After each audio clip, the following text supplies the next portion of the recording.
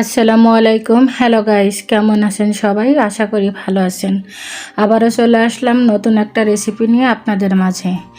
দেখতেই পাচ্ছেন আমি ডাউল একসঙ্গে ধুয়ে নিয়েছি।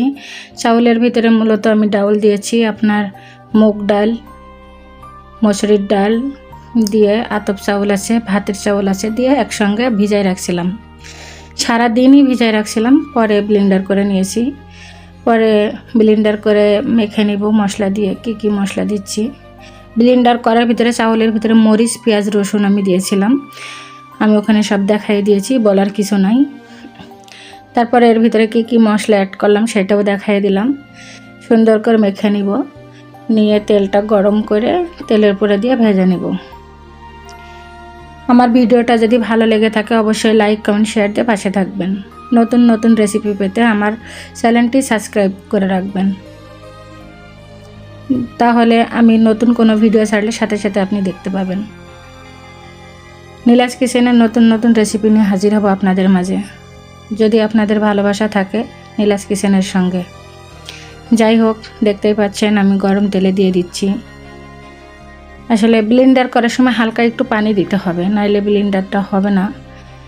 পেঁয়াজ তো থাকবে, পেঁয়াজের কারণে একটু রস আসবে, আর পানি দিলে হালকা করে সুন্দর শুকনো শুকনো। দেখতেই পাচ্ছেন আমি ব্যাটারটা কিভাবে তৈরি করেছি।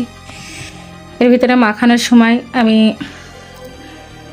বেকিং সোডা দিয়েছি 1 চিমটি। আপনারাও হাফ চা চামচ বেকিং সোডা দিয়েন, তাহলে ফুলবে ভালো।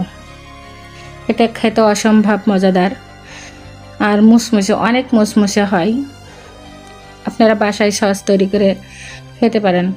আমি এর আগে একটা ভিডিও দিয়েছি আমি কিভাবে মেয়োনিজ তৈরি করেছি, ওই ভিডিওটা দেখে আপনারা তৈরি করতে পারবেন বাসায়। এটা সকাল বিকাল নাস্তা হিসেবে দিতে পারবেন, বাচ্চারা বড়রা সবাই মজা করে খাবে। আমার ভিডিওটা যদি আপনাদের কাছে ভালো লেগে থাকে অবশ্যই সাবস্ক্রাইব করে, কমেন্ট করে, লাইক দিবেন। দেখতেই পাচ্ছেন আমি এটা ফেসবুক পেজেও ছাড়বো, ইউটিউব চ্যানেলেও ছাড়বো। আমার ভিডিওটা যদি ভালো লাগে আমি পেজের থেকে সবাইকে বলবো যে আমার ভিডিওটা ভালো লাগলে অবশ্যই লাইক, কমেন্ট, শেয়ার দিয়ে পাশে থাকবেন। হয়ে গেছে আমার ভাজাটা প্রায়।